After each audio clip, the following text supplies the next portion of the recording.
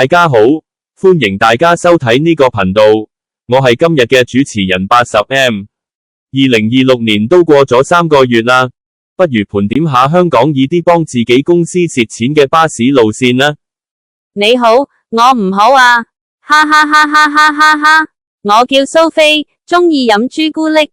今日我哋挑選咗15條冇人問津嘅巴士路線，喺呢度分享。俾個預告大家，呢個係我哋今年嘅排程。事不宜遲，我哋即刻開始。第16名，城巴 5X 線。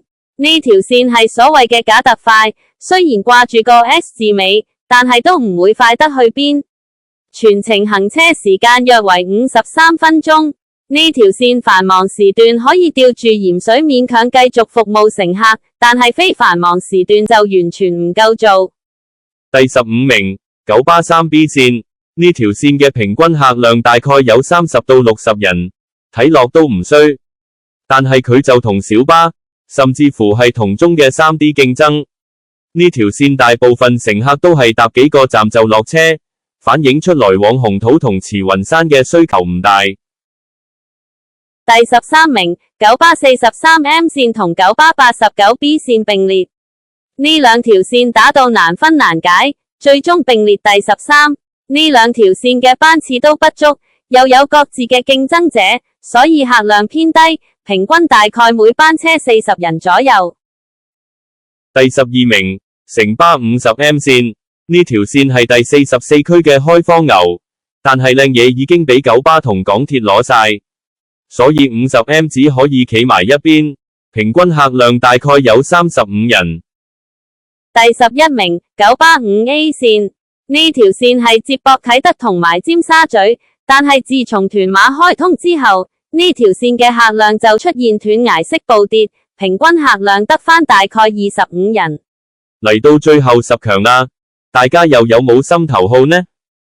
第10名，城巴971線。我哋已經進入低迷遊走嘅組別啦。呢條線比較兜路兼客量分散，平均客量有20到40位乘客，所以經常派單層巴士行走本路線。第9名，城巴 43M 線。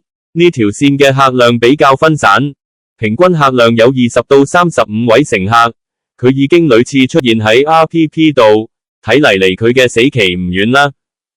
第8名，城巴973線。呢條線嘅客量比較分散，平均客量有30位乘客，平時港大去西隧佢就係負責執雞，多得佢迂回嘅走線唔少。估你唔到嘅，第7名，城巴 20A 線。呢條線係史上最被 hustle 嘅巴士路線，呢條線嘅班次不足，加上同九巴 1A 線嘅競爭，導致呢條線嘅客量少之又少。未來隨住啟德新發展區開始入伙，呢條線嘅客量會有啲起色。第7名，城巴76線。呢條線都有啲年紀，因為開辦嗰陣並無香港仔隧道，所以行黃泥涌峽道冇咩問題。但係香港仔隧道開通之後佢又唔改道，唔係，有改嘅，改行司徒拔道咯。所以呢條線有用車限制，加上非繁忙時段呢條線只會去黃竹坑鐵路站，導致佢嘅走線兩頭唔到岸，導致佢嘅客量更低迷。而家開始進入瀕危組別，得返最後5強，唔知你嘅心頭好有冇上榜呢？第5名，九巴 230R 線。呢條線係政策性嘅產物，當時九巴亦想喺靠近民居嘅沙灘廣場設站，奈何嗰度係私家路，九巴又唔肯俾路權費，咪搞到條路線咁頹咯。人哋330331係332都賺到盤滿缽滿，但係呢條線嘅平均載客量不足10%。第4名就係你啦，九巴 74A 線。呢條線開辦到而家都係行迂回嘅獅子山隧道，望下人哋 74X 不斷行新道路越嚟越好嗰陣，自己嘅客量就冇咩變化，平均一班車只有可憐嘅10至20位乘客。我哋嘅季軍係城巴629線，呢條線都曾經風光過，當時嘅客量差唔多到100%，但係隨住南港島線開辦，目前呢條線近乎係以社會服務嘅名義繼續苟延殘喘，呢條線嘅客量10隻手指都數得晒。亞軍係大嶼山巴士36號線，值得一提嘅係，迪士尼隸屬荃灣區，而荃灣區又有條36號線，呢條線嘅班次好有人緣，一 miss 咗就要等好耐。大嶼山班人都一早去咗補鐵啦，所以搭呢條線嘅人唔多，只有2到8個人。喺我公布邊個係冠軍之前，不妨俾大家估下佢係邊個呢？果然冇乜人會識佢，我哋嘅冠軍係大嶼山巴士 37S 線。